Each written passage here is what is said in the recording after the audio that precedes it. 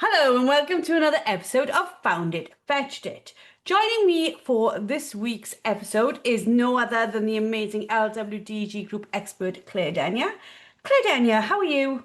I'm very well, thank you, Jo. Good afternoon. I'm all loving the sun, I'm all loving everything, and I'm all loving our topic today because this is something that I think people don't completely understand.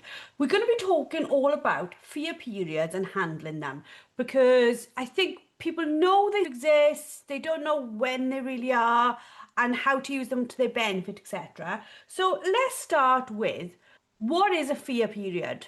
So a fear period is typically it's a temporary developmental stage in the dog's development. So it's essentially something that puppies go through. But what people are very often unaware of when they happen, and also that there's two. However, I don't want to scare people when I say that because with some dogs, you barely even notice it. It might be that just one day, and we're going to go into it in depth in a minute. But with some dogs, you barely notice it. And with other dogs, it is quite noticeable. So we know that genetics in the dog, as well as their upbringing, affect behavior and affect their resilience and how confident they are as a dog. But these fear periods are just something to be mindful and aware of, not something to be frightened of or to go OTT about them, but it's just something to be aware of. It's basically times when a dog is more fearful than maybe others. And this is all down to dog's temperament as well, isn't it? Yeah, it is. So a fear period, the thing I always say to people the most is it's temporary. It's a temporary phase in the dog's life. And typically it presents itself as a period of time, and the period of time will vary from dog to dog, but the dog will seem a little bit more perhaps anxious than usual or more startled by things than usual, or things that the dog or puppy was seemingly fine with previously can suddenly bother them more than usual. So it's not necessarily that the dog is in a permanent state of fear during that time, but it's just that things might startle them more than they usually do. So they might seem a little bit more skittish. Skittish is a good word for it, actually, because with some of them, you barely notice it, except if something makes them jump. They just seem more skittish. With others, it can present itself more aggressively than that, and they can seem to suddenly find strangers worrying. So they almost develop a stranger danger behavior. So it's so variable from dog to dog, from breed to breed.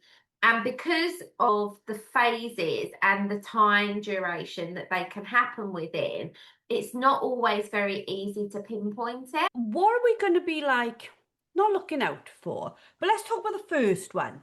This is an age when some people do or do not already have that pup, isn't it?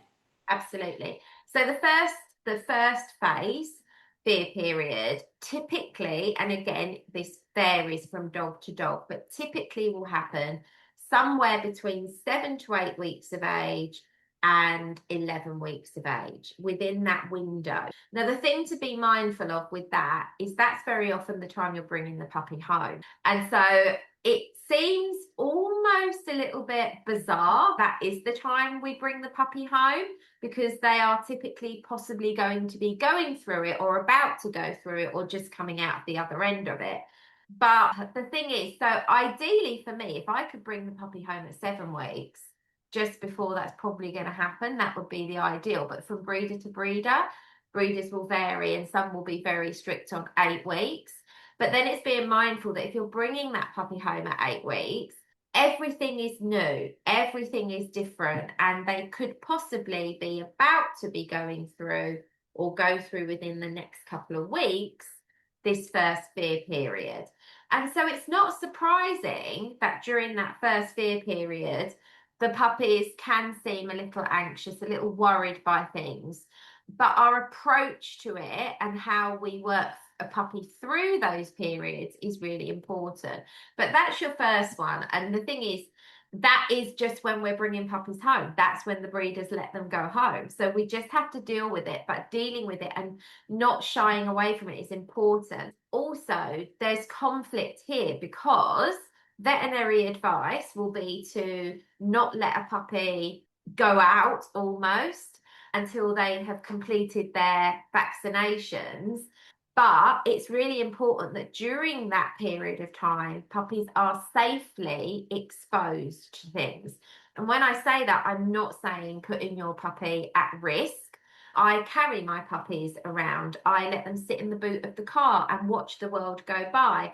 I try not to avoid things during that time. You want to avoid pressurizing the puppy in or pushing the puppy into situations, but you need to let them observe, let them see, let them hear, let them smell, so that actually they can learn about the world informatively and safely during that period of time. So a lot of people go to the extreme when the vets say to them, you can't take the puppy out until they finish their vaccinations and they're clear. What vets are not saying, they're not saying you need to keep the puppy in your kitchen and not let them see anything. They're just saying you shouldn't put them on the ground or around other dogs where they're potentially going to pick up contagious diseases that are going to put their vulnerable little bodies at risk. But we do need to safely still expose them during that time, not shy away from exposure. And we strongly use the word exposure, not socialize, because socialize, people get this idea of 101 Dalmatians, let them all play together in a big pile on the floor. That's not what we're saying at all, is it? No, because here's the thing, during those fear periods, it's really important that the puppy, as much as possible, we want to avoid the puppy having bad experiences, traumatic experiences. We want the puppy to experience everything good. And so exposure to the right people and the right dogs is important, but not a free-for-all with dogs you don't know who potentially are going to beat your puppy up and make your puppy fearful of dogs for the rest of their life. And I think there's so much controversy around socialization now, so much controversy about whether dogs should have free time with other dogs, whether dogs should or shouldn't do this. And for me, it's very breed dependent and dog personality dependent. You have some dogs that they're just not interested in other dogs, and you can destroy a very comfortably neutral dog by pushing it into circumstances that it's not comfortable with. So why would you do that? If your puppy is perfectly cool about other dogs, why on earth would you be pushing that puppy to play with other dogs if it doesn't want to? You're going to create a problem. There are other dogs that need good, controlled, regulated socialization with other good temperamented dogs to help them grow into more confident dogs as they grow up. So certain breeds that might otherwise be very defensive, we can stop that happening by good socialization. But it very much for me depends on the dog's lifestyle, what that dog's lifestyle is going to be. Is it going to be a working dog? Is it going to be a pet? What breed is it? Is it genetically strong? What does the owner's life look like with this dog? So there's so many things to put into place with that. When these fear periods take place, what is the important things for us to think about? Because we, like you just said, we want to go and expose them to new things, so safely, so that they can learn this more about the world. We don't want to push them into anything, but we do want them to not be spooked by things or not freeze by things or just backing away from stuff or not liking noises. We're trying to stop them having all these type of issues, which are long-term issues if they're allowed to become. Yeah, so there's two ways of looking at it. And to be honest, it will be a little bit like dog personality and dog genetic dependent, because with some dogs, you need to build their resilience. So at home, it's not avoiding noises. And if you've got a dog that's going to be more prone to being more sound sensitive, at home, you don't want to flood the dog and make their life miserable by constantly dropping pans on the floor and the dog living in a state of what we would call distress. But we want to build resilience in the dog. And for that, we use something called eustress, where we implement little bits of healthy stress into everyday life for that puppy, for that dog, which builds their resilience, because we're teaching them to overcome things. And that's the important part. When you're working through these fear phases with puppies, you need to teach the dogs how to recover from things and to get up and carry on. Not let them fester in a state of fear, not let them become over anxious. But that's why I say you don't want to force them into interactions that are clearly making them uncomfortable. And you don't want them to have traumatic experiences. You want them to believe that you are their protector, that you are their leader, that you're going to be the one that guides them through life safely.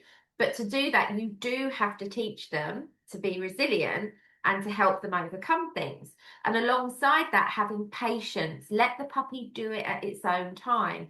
So when I bring a puppy home and I'm introducing them to new things, I let them just observe it. I let them just watch it and hear it and get used to it without going, come on, you need to walk right up to this Hoover, or putting them in the crate and then putting the Hoover right next to the crate. That's just traumatic for the puppy in a lot of cases. But the Hoover will be on and they will have that option to just check it out safely and grow their own confidence in it. And that's what it's about. It's about exposure and being patient and letting the dog learn how to cope with these things and teaching it how to be resilient, but also trust you. And if you're pushing puppies or dogs into situations that make them feel uncomfortable, you're not showing that you're going to protect them. You're putting them in situations where they're going to be like, I have to defend myself. I have to use flight or fight because you're not going to protect me. And I don't think personally that's healthy for dogs of any age. So should we touch on the second fear phase now? The one that most people don't realise happens. Yeah, let's talk about the sort of next step, which is the adolescent window.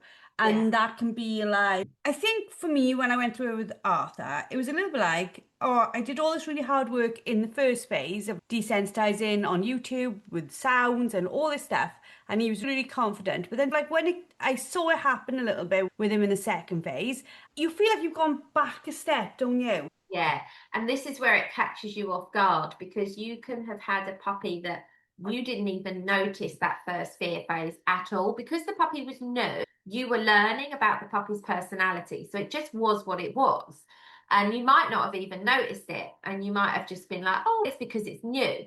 So you do all this work, you do your socialization, you do your habituation, you're building resilience in your puppy, and everything looks amazing, feels amazing. And then any time between, let's say, and again, this varies from dog, but any time between typically 6 months of age and 14 months of age, you might get this second fear phase. Now, as I said, you might not even notice it with some dogs. It might be literally one day, one moment, and then it's gone.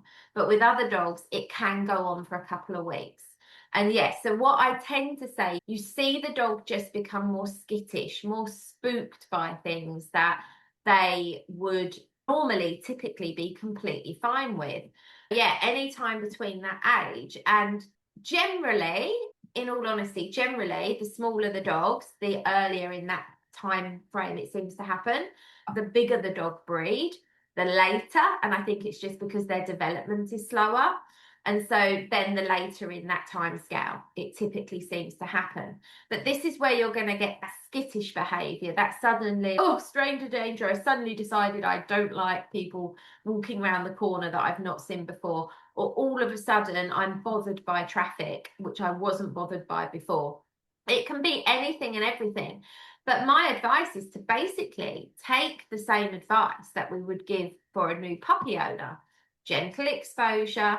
Show the dog you're not going to make it traumatic. You're not going to flood them with it. You're not going to push them into situations that make them uncomfortable. But alongside that, building that resilience in the dog and also teaching them how to overcome those moments where they feel like that. But this is where our training also comes into play that we didn't have when the adolescent dog was a little puppy.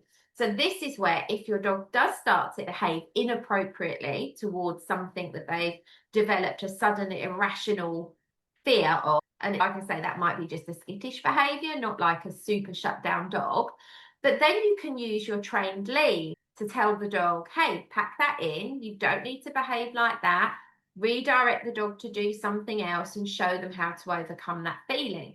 And this is where the things that you didn't have as a puppy, you can start to utilize them to help get your dog through that second fear phase should it present itself to you. Like, it can be both ways as well. It can be like they can become more skittish, but I also think as well they become, like with Arthur, like he almost became more frightened in an independent way. So somebody would come to the door and he would like bark, bark, bark, bark, bark, and he'd be like, "You don't bark, but this is not your thing," and he doesn't bark anymore.